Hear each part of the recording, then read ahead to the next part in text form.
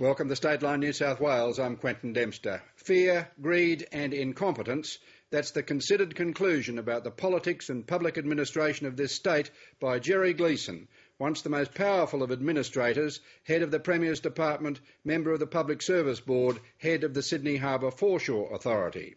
In a lecture to the Institute of Public Administration and tonight on Stateline, Jerry Gleeson, once known as the Cardinal, says public confidence in government is gone. New South Wales has little or no influence in Canberra anymore. The most senior departmental executives live with constant fear of the sack without notice or reason. Access and influence are being peddled through slush fund political donations. Incompetence is apparent in implementation. Mr Gleeson calls for change in the way the state is administered, including a public service commission to rebuild its independence and integrity and to drive continuous improvement. And by the way, on the Barangaroo concept plan, he bags former Prime Minister Paul Keating, the man behind this massive harbourside redevelopment. We'll get to that shortly. First, the Gleeson verdict on the state of New South Wales in this exclusive interview. You can't give it today. Because if you keep giving frank and fearless advice that the Minister doesn't like, you'll be out of a job. I do believe that the public service has been politicised in several ways. One is the appointment of staff, senior staff, where the Minister has unfettered power to appoint the head of the department, and he has unfettered power to sack him. And we've seen several examples where that's been done almost overnight without any explanation. Last week, someone tipped off Stateline that Jerry Gleeson, once known as the eminence grise of public administration in Australia, had tipped a bucket on the way New South Wales was being run. In the Institute of Public Administration's Richard Spann oration, Mr Gleeson reflects with devastating conclusions on what's gone wrong with this state. We phoned him and he agreed to come in to talk for the first time on camera with Stateline. Jerry Gleeson was Secretary of the Premier's Department 1977 to 1988 through Neville Wran's premiership. He chaired the Bicentennial Council. He's a former chairman of the Darling Harbour Authority and the Sydney Harbour Foreshore Authority. He was a member of the Public Service Board for a time before it was abolished and also headed what Blackley became known as the Career Undertaker, SORT, the Statutory and Other Officers Remuneration Tribunal, which compensated sacked and sorry executives.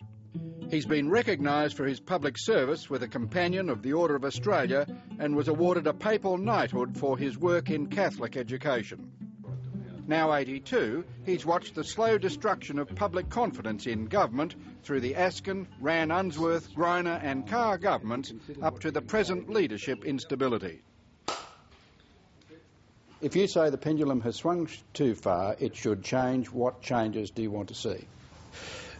When the Public Service Board was abolished by Greiner, it probably was the right decision at that time because we had a Public Service Board that had virtually lost its way and it was not exercising its role, in my view, in a most efficient and effective manner.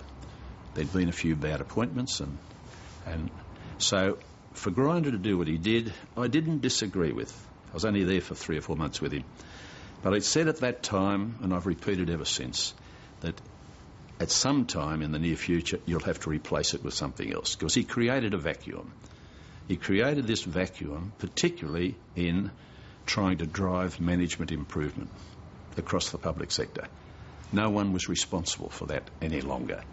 He left a vacuum in that the Public Service Board, one of its primary roles was people. I mean, when we think of the public sector, we've got policies, we've got priorities, we've got performance, and we've got people, and they all mesh in together. People are critical. Good people. People with some intellectual firepower. The Public Service Board's role was to look across the whole of the public sector, pick out people here, there and everywhere, bring them together. They brought them together in what was called the Inspectorate. That's where I started, actually. I was a teacher of chemistry. For some reason, I was given this opportunity. And, of course, I didn't look back after that. Now, we lost that ability to identify and to nurture talent across the public sector. That's a very big sale. I would have a public service commission which would be exercising control, or at least very good supervision, over the appointments of senior staff, over promoting management efficiency regularly. That management efficiency could lead to the Public Service Commission having an effective consultancy service, and instead of paying the money we now pay to consultants, some of whom are very necessary, but instead of it's become widespread now that you employ a consultant almost for everything. And you denigrate the public service in the process, because that is the interesting, challenging work in the public sector. And it's continued to being outsourced, and regrettably, the ministers think that if they can stand up and say that KPMG or XYZ have recommended this, that that's fine. That's fine. When in fact they ought to be standing up and saying, my department has recommended this or that, and I've got faith in my department. What you have described in this interview and in your Span oration is the destruction of the Westminster concept of frank and fearless advice. Independent, frank and fearless advice to government. You can't give it today. Because if you keep giving frank and fearless advice that the minister doesn't like, you'll be out of a job. So it's degraded the independence and integrity of the public sector. I think so. And I don't blame the current Premier, incidentally, about this. She has inherited a very bad set of cards. This has been a process which really began with Greiner and carried on by Carr. Because media management dominates politics, public confidence in government has been eroded, Jerry Gleeson says. There was one confronting example during the recent federal election campaign when, out of the blue, Prime Minister Gillard and Premier Christina Keneally announced the Parramatta to Epping rail extension. Mr Gleeson, it seems that the New South Wales public doesn't have confidence in government anymore, leave to one side whether it's Labor or what have you, doesn't have confidence in government anymore because they've seen plans, major infrastructure plans change and services be degraded over the decades to the extent now where they suffer because of a lack of infrastructure. The confidence is gone. Do you agree with that? And is the lack of confidence a direct result of the system of public administration as it has evolved? Well, look, I think when the Prime Minister Gillard, when she announced the Epping to Parramatta railway line, the audience laughed.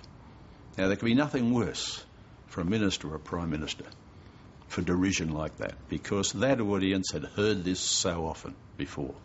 And that's it's this continual changing of plans.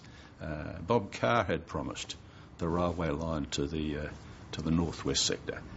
It is the top of the state's priorities. Yet here we had a federal Prime Minister of the country announcing, after 24 hours' notice to the New South Wales government, that I'm going to build this railway line. I'm going to give you the money for this railway line. So people have just heard these plans so often before. There is a lack of confidence. There's a lack, but that stems back to my first point, I think, that ministers often know very little about their portfolio when they get there. And so they learn on the job. And they learn very quickly. They're good learners. But when we are constantly turning over ministers, there is no continuity there. And that then gets reflected when they go to COAG. And I think New South Wales is not performing well at COAG because each time there's a ministerial meeting, there's a new minister or a new head of department. It's that instability of government here. And you say that the state's voice is muted as a consequence? I think it's muted because COAG is really, a rebadging of the Premier's conferences that we had through the 70s and the 80s. And I think Mr Rudd and others got this idea of calling it COAG. COAG, when it meets for half a day, rarely goes through for a full day. The work of COAG is done at ministerial meetings and at officials' meetings. And that's where you need your talent, you need your intellectual firepower. That's where the state's voice has to be heard in developing a national policy. If we are not well represented, both at ministerial level and at the official level, our voice is not going to be heard well. Because a major role of the states in the future has to be influencing national policies. We've got to become a leader, and some in modesty, I think we were leaders back 20 years ago. We had a stable public service, we had a stable ministry, we were well represented. I suspect we're not today. The state also now has a regrettable reputation for incompetence in implementation. The Rozelle to Central Metro was one example. Building the education revolution was another. We should be implementing the policies. We've got to demonstrate we can do it. And I think building the schools revolution was a poor effort on our part. Very poor effort. And for our senior officials to try to argue that we got value for money, it just defies common sense.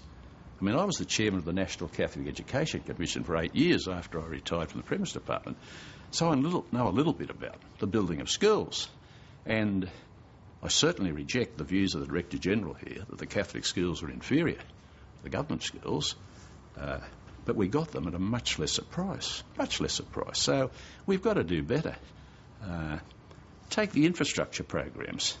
The Commonwealth Government leaked out in many ways that our submissions from New South Wales were inadequate and were inferior, and we did not receive any fair share at all of Commonwealth monies for infrastructure until the Prime Minister, for political reasons, said, I'm going to give you Epping to Parramatta, whether you like it or not.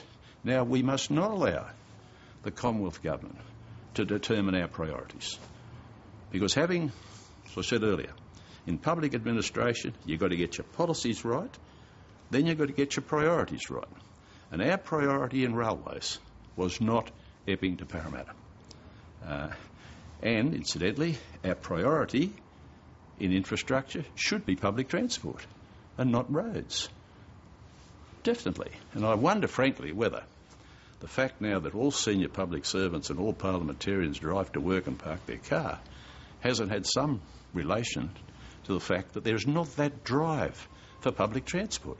Well, isn't it because, as you identify in your oration, Mr Gleeson, the power of Treasury and the Treasury model, as having been to many of the budget lockups in New South Wales, the Treasury model is user pays, and if you can get the private sector to come up with the capital in return for some of the user income, that is a better way to do these big capital works. Well, and that's why there's been a bias against public transport in New South Wales. True. Well, you know my views, and that is that you need a very strong, effective Treasury on tap, but not on top. And it wasn't on top in the Rann years, due to primarily David Hill probably, and the contribution to the Premier's Department. And what about through the Greiner years?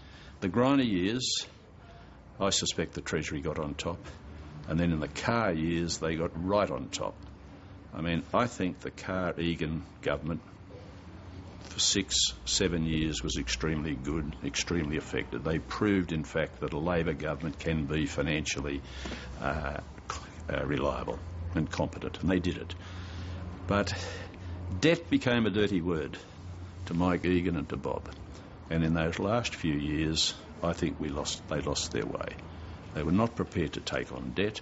They were not prepared to build the railways, even though they'd publicised them quite a few times in their policies. And as you say, we